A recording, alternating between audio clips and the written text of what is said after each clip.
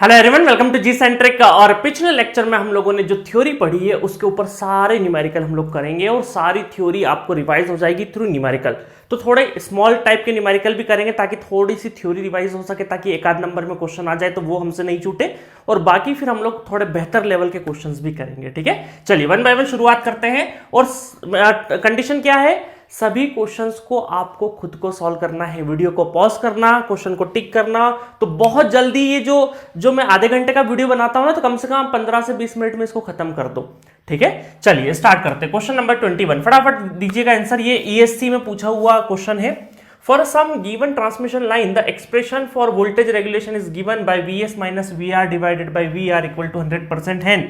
Hence ये voltage regulation का कौन सा फॉर्मूला आपको बताया था मैंने। वोल्टेज रेगुलेशन का स्टैंडर्ड अगर फॉर्मूला देखें तो Vs डिवाइडेड मतलब not Vs divided by A आएगा, है ना, minus VR divided by VR. ये फॉर्मूला होता है, याद है मैंने बताया था ये फॉर्मूला। और ए क्या होता है, शॉर्ट ट्रांसमिशन लाइन में 1 होता है। सिर्फ शॉर्ट ट्रांसमिशन लाइन में ए की वैल्यू कितनी होती है, 1 होती है। बाकी जगह तो कुछ ना कुछ अननोन्स में रहता है। तो मैंने थ्योरी में बताया था ये वाला फॉर्मूला सिर्फ और सिर्फ किसके लिए होता है, शॉर्ट ट्रांसमिशन लाइन के लिए। तो पहला ऑप्शन है this must be a short transmission line, बिल्कुल करेक्ट है। दिस में आइदर मीडियम और नहीं 1 से छोटा होगा, बाकी सब जगह पे जो ए का वैल्यू होगा 1 से छोटा रहेगा।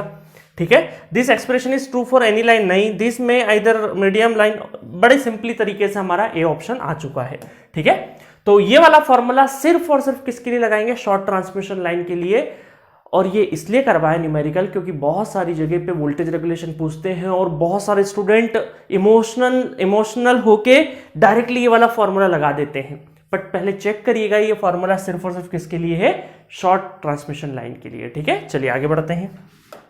नेक्स्ट क्वेश्चन देखते हैं। Question number 22, 100 kilometre long transmission line is loaded at 110 kilovolt if the loss of the line is 15 megawatt and the load is 150 MVA, the resistance of the line is. और आपको 4 option given है। इस तरह का question मैंने full course में भी कराया है, बट उसमें थोड़ा सा अंतर था। वहां पर हम लोगों ने पर किलोमीटर के लिए पूछा था, ठीक है, पर मीटर या पर किलोमीटर के लिए। यहां पर नॉर्मली आपको 4 ऑप्शन दे रखे हैं, पर फेस के लिए निकालना है। ठीक है, चलो स्टार्ट करते हैं। तो यहां पर आपको क्या गिवन है, लॉस गिवन है। ठीक है, लॉस गिवन है, पावर लॉस कितना हो गया है, 15 मेगावाट, 15 मेगावाट। ठीक है, और यहां पर क्या दे रखा है, 100 किलोमीटर लॉन्ग ट्रांसमिशन लाइन। हमें कोई मतलब नहीं लॉन्ग हो शॉर्ट हो, हमें पता है कि जो भी लॉस होगा, लॉस आरएलसी में किस में हो सकता है, सिर्फ और सिर्फ रेजिस्टेंस में हो सकता है। तो क्या हम ऐसा बोल सकते हैं कि लॉस को, अगर ये पूरा ओवरऑल 15 मेगावाट है, इसका मतलब ये 3 फेज का दे रखा होगा आपको, है ना। अब आप बोलोगे सर 3 फेज तो कहीं लिखा नहीं है, बट देखिए यहाँ पे पर फेज लिखा हुआ है और लॉन्ग ट्रांसमिशन लाइन है। तो अल्टीमेटली जब मेगावाट या एमवीए में कुछ गिवन है और नहीं लिखा है ना, हम लोग क्या मानेंगे, बाय डिफॉल्ट 3 फेज मानेंगे। बट गेट एग्जामिनेशन में आपको प्रॉपरली गिवन रहेगा। ठीक है, चिंता मत करिए, आधा अधूरा क्वेश्चन बोल सकते हैं, क्योंकि कई बार ऐसा होगा सिंगल फेज गिवन है और मेगावाट गिवन है, ऐसा भी होता है। न्यूमेरिकल में दे देते हैं कि सिंगल फेज और चीजें मेगावाट या केवी में दे रखा है। ठीक है, तो चिंता मत करिएगा। यहां पर देखिए लॉस क्या होगा, 3 फेज है, तो 3 फेज का मतलब है कि हम ये बोल सकते हैं 3 इंटू आई पर फेज का स्क्वायर इंटू आर पर फेज, क्योंकि ओमिक वैल्यू हमेशा पर फेज में होती है, 5 मेगावाट। ठीक है, तो यहां पर अगर हमें पर फेज रेजिस्टेंस निकालना है तो 15 into 10 to the power 6 divided by 3 into IPH का होल स्क्वायर, मतलब हमें करंट निकालना है। और आपको क्या दे रखा है, यहाँ पे एमवीए रेटिंग गिवन है, वोल्ट गिवन है, तो हम लोग क्या बोल सकते हैं, लाइन और फेस, और कुछ भी नहीं गिवन है तो क्या मानेंगे, स्टार कनेक्शन। स्टार कनेक्शन मतलब लाइन और फेस बराबर करंट है। एमवीए कितना है, 150 MVA 10 to the power 6 divided by √3 into 110 into 10 to the power 3। ठीक है, और यहां पर इस करंट निकाल लेंगे, जल्दी से कैलकुलेट कर ही लेते हैं फटाफट। कितना दे रखा है, 150 डिवाइडेड बाय √3 इंटू 110।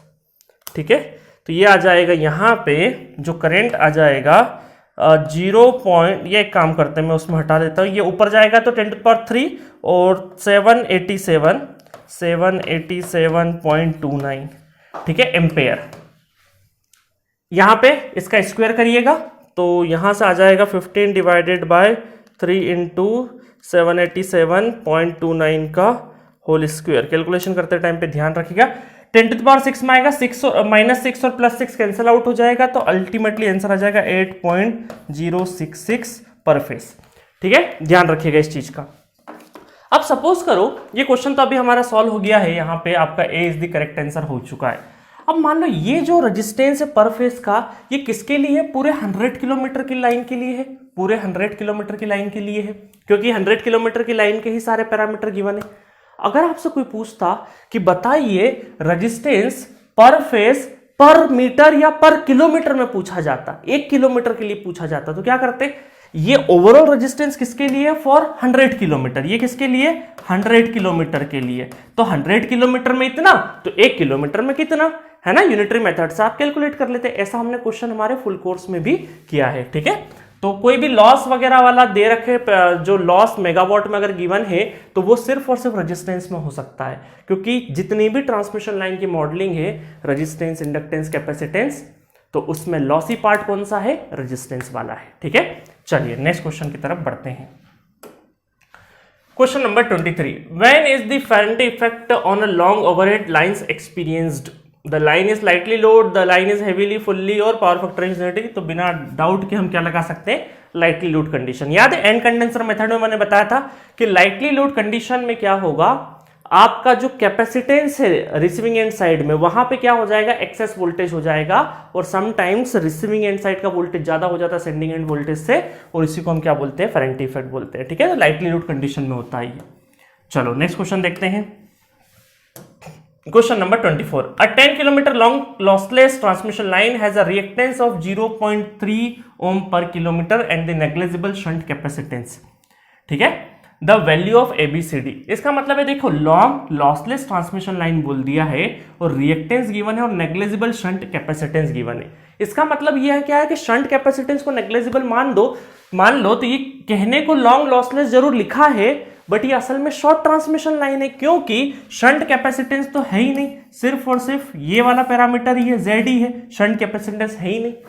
तो पहली लाइन में क्या लिख दिया? Long lossless transmission line, confuse करने के लिए, और ऑन दी अदर हैंड क्या बोल दिया? Negligible shunt capacitance.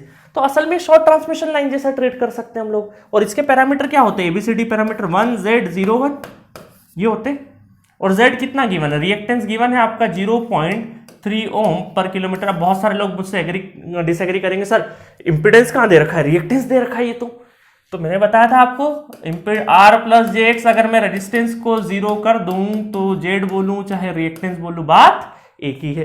तो 1Z01 मतलब Z की पोजीशन पे 3J आना चाहिए, नहीं 0 0 0, सिर्फ C is the correct answer for this question, ठीक है। तो जस्ट ये छोटे छोटे क्वेश्चन इसलिए करवाए आपको, ताकि आपको थोड़ा सा क्या हो, एक ब्रशअप हो जाए सारे कॉन्सेप्ट, ठीक है, सारे कॉन्सेप्ट ब्रशअप हो जाए। चलो नेक्स्ट क्वेश्चन करते हैं फटाफट, बहुत अच्छा क्वेश्चन है। ESC, अब देखो आज के दौर में जो ESC एग्जाम में पहले IES बोलते थे, है ना, इंडियन इंजीनियरिंग सर्विसेज, 2000 का क्वेश्चन है, बहुत अच्छा क्वेश्चन है। If a short transmission line is delivering to a lagging load power factor, the sending end power factor would be, मतलब आपको सेंडिंग एंड का पावर फैक्टर पूछा है, ठीक है, मतलब आपको क्या पूछा है असल में? cos phi s पूछा है, ठीक है। चलो ये एक स्टैंडर्ड प्रैक्टिस है, यहाँ पे जितनी चीजें गिवन है, ये जो स्टैंडर्ड एक फॉर्मूला आता है, इसको रटने की जरूरत नहीं है। आप थोड़ी देर के लिए शॉर्ट ट्रांसमिशन लाइन का डेरिवेशन करिए। देखो नॉट डेरिवेशन नहीं करना है हमें, फेजर ड्रॉ करना है। क्या ड्रॉ करना है? फेजर ड्रॉ करना है। तो सपोज करो मैं स्टार्ट कहां से करूंगा? फेजर को VR से स्टार्ट करूंगा, है ना।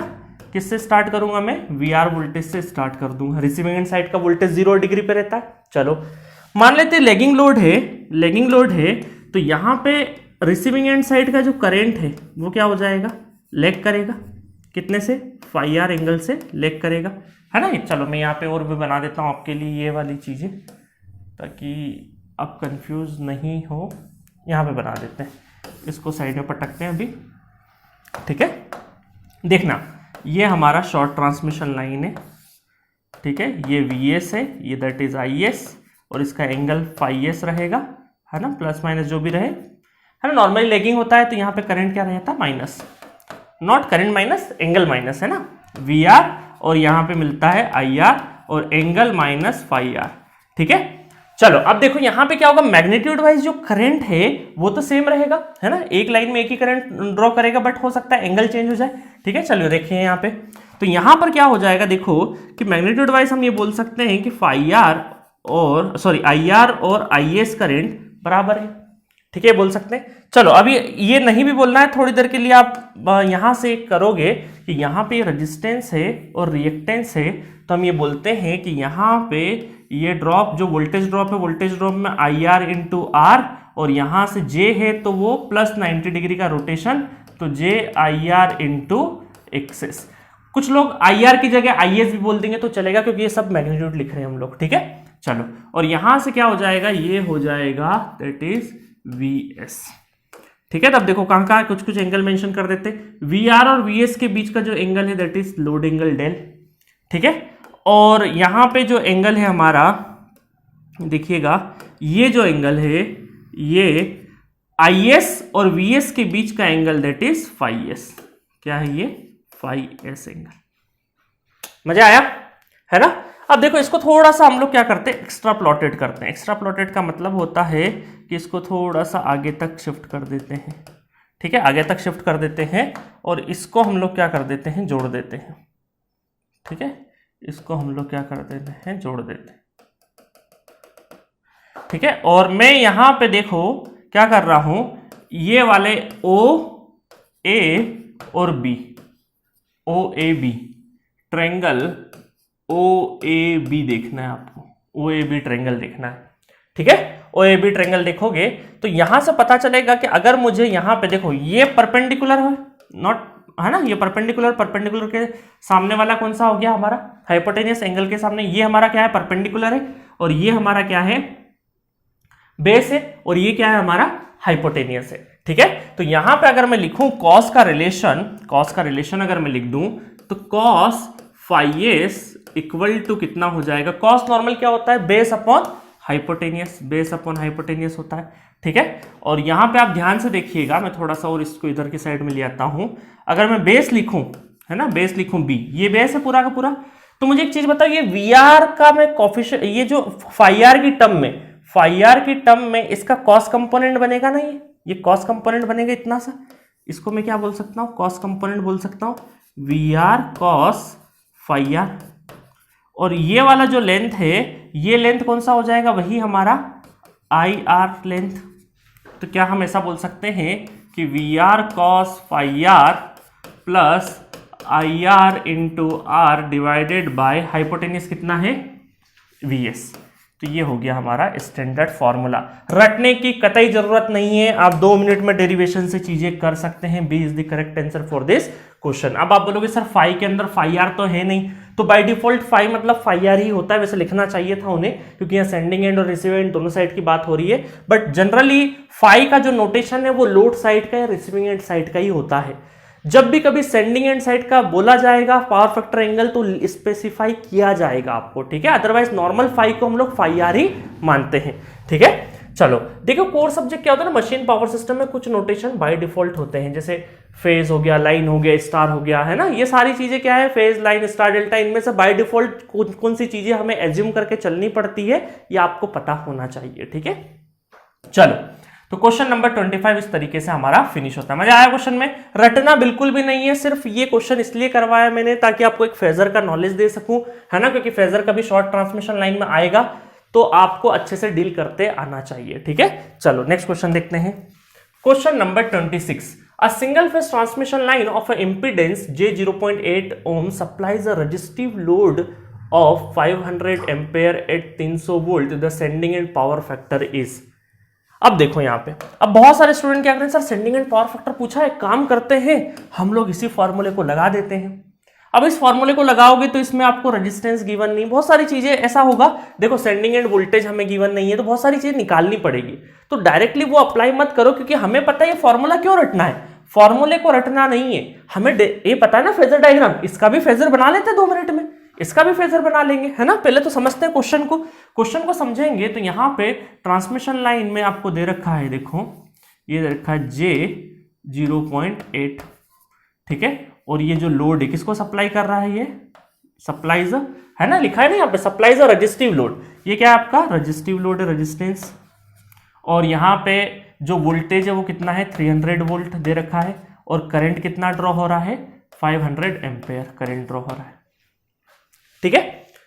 और क्या दे रखा है आपको, सेंडिंग एंड पावर फैक्टर पूछा है। मतलब इसका मतलब है कि यहाँ सेंडिंग एंड से Vs और Is के बीच का बताओ एंगल कितना होगा।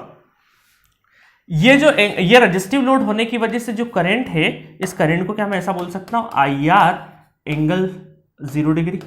क्यों 0 डिग्री? क्योंकि यूनिटी पावर फैक्टर है, रजिस्टिव है ना, तो 0 डिग्री पे होता है। चलो अब यहां पे हम लोग अगर देखें, देखना, और ये VR जो है इसको क्या बोल सकते हैं, VR, और ये तो बेचारा 0 पे रहता ही रहता है ना। चलो तो अब यहां से फेजर अगर बना दे 2 मिनट में, तो फेजर क्या हो जाएगा, देखो बेस जो हम लोग रेफरेंस लेते हैं, VR को रेफरेंस ले लिया हम लोगों ने, ठीक है, VR को रेफरेंस ले लिया, और हमें पता है कि जो IR है यूनिटी पावर फैक्टर होने की वजह से ये भी यहीं रहेगा, ठीक है, ये भी यहीं रहेगा। और उसके बाद अगर देखें तो रेजिस्टेंस तो यहाँ पे है नहीं, रेजिस्टेंस नहीं है, अदरवाइज रेजिस्टेंस का भी लाइन बनाते, है ना। लाइन का, ट्रांसमिशन लाइन का रेजिस्टेंस नहीं है, पिछली बार रेजिस्टेंस था ट्रांसमिशन लाइन का, इस वजह से देखो हम लोगों ने जो करंट है उसके पैरेलली ये लाइन और ये लाइन दोनों क्या होते हैं, पैरेलल होते हैं, तो वोल्टेज ड्रॉप रखा हम लोगों ने। बट यहाँ पे इस बार क्या है, रेजिस्टेंस नहीं है, डायरेक्टली रिएक्टेंस है, तो इसका मतलब है JI into IR into X, और ये मिल जाएगा हमें, that is sending end voltage Vs, ठीक है। अब देखो मजे की बात क्या हुई, यहाँ पे हमें पता है मैग्नीट्यूड वाइज IR और IS बराबर होते हैं, तो यहां पर आप देखो Vs और IS के बीच का जो एंगल है दैट इज φs, और इस बार φs और Vs, और देखो यहां पे Vs और VR के बीच का एंगल डेल, इसका मतलब है कि यहां पे लोड एंगल और φs बराबर है, बराबर हो गया, लोड एंगल और φs बराबर हो गया। बट अभी हमें क्या निकालना है, सेंडिंग एंड पावर फैक्टर निकालना है। तो आपके पास एक सिंपल ट्रायंगल है, और ट्रायंगल की अगर 2 आपको लाइन पता हो, है ना, किसी ट्रायंगल के, राइट एंगल ट्रायंगल के अगर 2 साइड्स अगर आपको पता हो, तो आप एंगल बड़ी आसानी से निकाल सकते हो, और वही एंगल से हमारा पावर फैक्टर निकल जाएगा। तो अगर मैं देखूं यहाँ पे देखूं, तो हमें पता है कि ये वाला जो है, ये मल्टीप्लीकेशन IR कितना है 300 इंटू X कितना है 0.8, है ना, नॉट 300, 500 है ना, 500, 500 एम्पेयर है ना, 500 एम्पेयर, और ये कितना है, VR कितना है, VR है हमारा 300।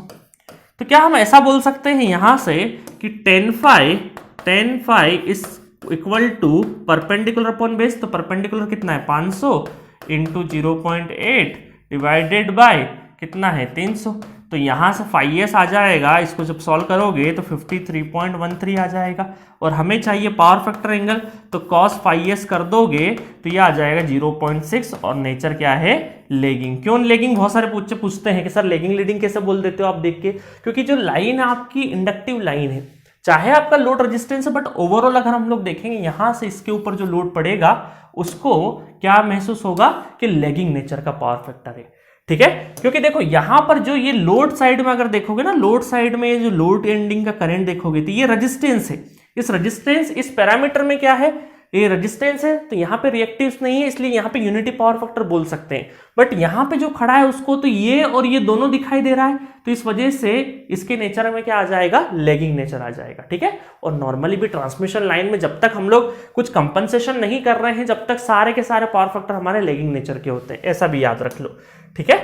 चलो मजा आया क्वेश्चन में, क्वेश्चन जबरदस्त था। इसी क्वेश्चन को आप चाहो तो आप KVL KCL से भी कर सकते हो, देखो यहां से आप चाहो तो इस तरीके से, नहीं सर हम तो ऐसे ही करेंगे, V angle del equal to ये कितना हो जाएगा VR plus IR into JX, ऐसे भी कर सकते हो, और है ना इस तरीके से भी करोगे तो भी हो जाएगा।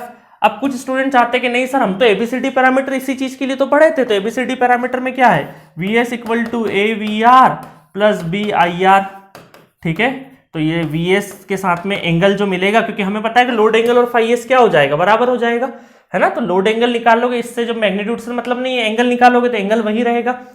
अब यहाँ पे शॉर्ट ट्रांसमिशन लाइन है, तो VR प्लस B क्या होता है, इंपीडेंस होता है ना, A equal to 1 B equal to Z मतलब कि JX, ठीक है।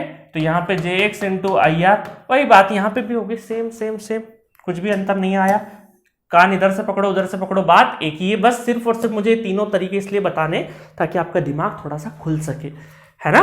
मजा आया क्वेश्चन में। चलो नेक्स्ट क्वेश्चन की तरफ बढ़ते हैं। चलिए नेक्स्ट क्वेश्चन देखते हैं, क्वेश्चन नंबर 27, 28, 29, एक कॉमन डेटा टाइप क्वेश्चन है, 3 क्वेश्चन आपको सॉल्व करना है, ठीक है।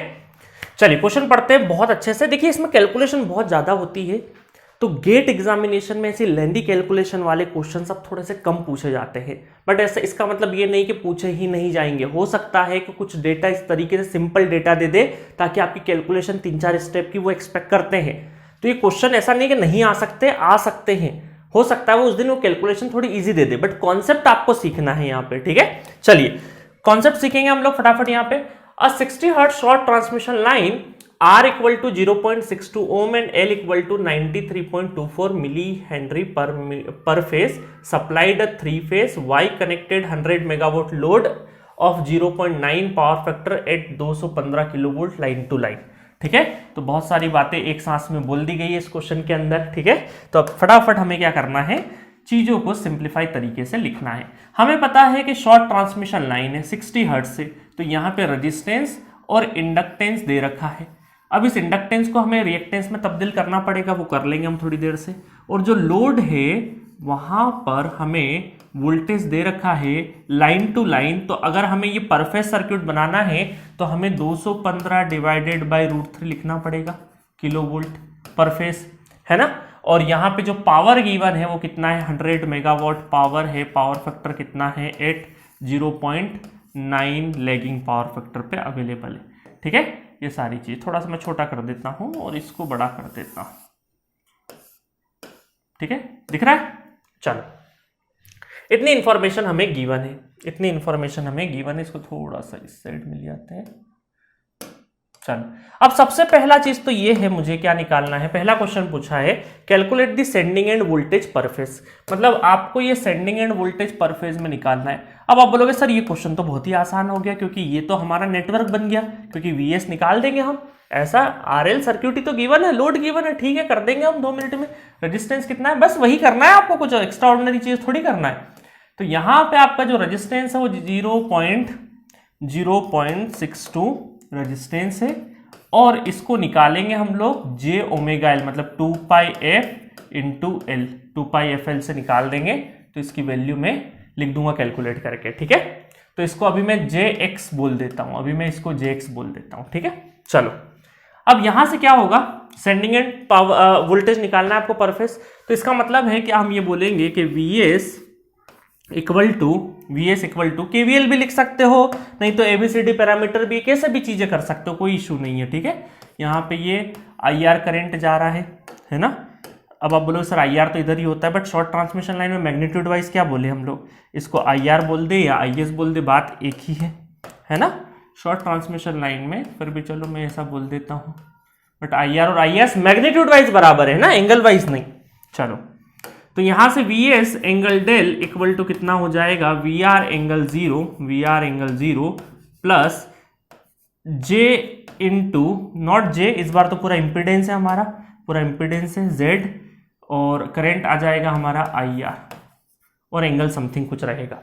तो इसका मतलब है कि देखो यहां पर हमें 2 चीजें करनी है। VR तो हमारे पास अवेलेबल है, और ऑलवेज रिसीविंग एंड साइड का वोल्टेज एंगल 0 पे रहता है। ठीक है, दूसरा है इंपीडेंस, तो ये कैलकुलेशन कर लेंगे, तो ये हमारा रेजिस्टेंस और रिएक्टेंस दोनों को मिलकर इंपीडेंस आ जाएगा। करंट निकालना भी टास्क है हमारा। अब करंट के लिए क्या दे रखा है, IR करंट के लिए पावर गिवन है, पावर फैक्टर गिवन है, और वोल्टेज गिवन है। तो बड़े आराम से आप ऐसा लिख सकते हो कि P equal to √3 VLIL cos φ, ये फॉर्मूला सुने हो। ठीक है, और स्टार कनेक्टेड है तो लाइन और फेज हमारे क्या होते हैं, बराबर होते हैं। और पावर दे रखा है आपका 100 megawatt 10⁶ divided by √3 into voltage कितना है, 215 √3 मत करना, क्योंकि डायरेक्टली हमारा लाइन वोल्टेज रख सकते हैं। 10⁻³ लिखना जरूर, भूल मत जाना, है ना। नहीं तो बहुत सारे स्टूडेंट यहाँ पे करंट निकालने में गलतियां करते हैं अपनी अर्ली प्रिपरेशन में, है ना। अब तो नहीं करोगे, अब तो बड़े इतनी देर में तो आपने क्वेश्चन भी सॉल्व कर दिया होगा। कॉस कितना है हमारा 0.9, पावर फैक्टर 0.9 है, इसको कैलकुलेट कर लेना। मैं सारे के सारे आंसर लिख देता हूँ। ठीक है, तो मेरे पास जो अवेलेबल है आंसर वो मैं सारे के सारे लिख देता हूँ, ताकि आपको फटाफट सिर्फ और सिर्फ मैच करना रहे। तो ये मैंने कैलकुलेट किया है, ये है आपका आ जाएगा J 0.3 नॉट 0.35132, ठीक है 132। और करंट आ जाएगा आपका, करंट निकलेगा 298 0.37 और एंगल जो रहेगा -25.84। ठीक है, एंगल कैसे लिख दिया हम लोगों ने? पावर फैक्टर के हिसाब से, पावर फैक्टर के हिसाब से हम लोग एंगल लिख सकते हैं। ठीक है, और यहां पे अगर हम लोग देखेंगे तो ये 415/√3, नॉट 415 सॉरी 215/√3 इंटू 10⁻³ ध्यान रखना है ना। और इम्पीडेंस, अब देखो यहां पे ये थोड़ा आपको क्या है, जो कैलकुलेटर है वो आपको फिजिकल कैलसी होगा तो बड़ा अच्छा रहेगा, क्योंकि आप यहाँ पे इम्पीडेंस और एंगल दोनों निकालना है, एंगल के फॉर्म में निकालना है आपको इम्पीडेंस। तो ये रियल पार्ट और इमेजिनरी पार्ट, इसको अगर मैं कर दूंगा तो मेरे पास 35.137 एंगल आ रहा है 88.98। ठीक है, तो ये मैंने थोड़ा सा उस तरीके से कर दिया है कि आपको ज़्यादा परेशानी नहीं आए। ठीक है, अदरवाइज देखो क्या होता है ना, इस तरह के क्वेश्चन सब थोड़े से कम इसलिए भी पूछे जाते हैं कि अब ये जो एंगल और इमेजिनरी पार्ट और रियल पार्ट को सॉल्व करने के लिए आपके पास जो वर्चुअल कैलकुलेटर ना उसमें कॉम्प्लेक्स नंबर है नहीं, है ना, इस वजह से। नहीं तो ये फिजिकल कैलसी ये वाला होता ना तो इससे 2 मिनट में सॉल्व हो जाता है सारी चीज़ें, बट ये अब अलाउ नहीं है, इस वजह से इस तरह की कैलकुलेशन थोड़ी सी हैवी पड़ जाती है। ठीक है, चलो इसको आगे बढ़ाते हैं और आंसर निकाल देते हैं। तो ये आ जाएगा आंसर आपका। ठीक है, अच्छा इसमें ये तो इम्पीडेंस आया है। करंट क्या है, 298.37 एंगल -25.84 रखोगे तो आंसर आ जाएगा आपका तकरीबन 129, क्योंकि मैग्नीट्यूड ही पूछा है आपसे, एंगल नहीं पूछा है ना, तो 129 किलोवोल्ट पर फेज। ठीक है, इसके साथ में एक एंगल भी आएगा, है ना, पॉजिटिव एंगल आएगा। चलो अभी हमें एंगल से मतलब नहीं है, सिर्फ और सिर्फ आंसर से मतलब है, तो आपका आंसर आ जाएगा B is the correct answer for this question.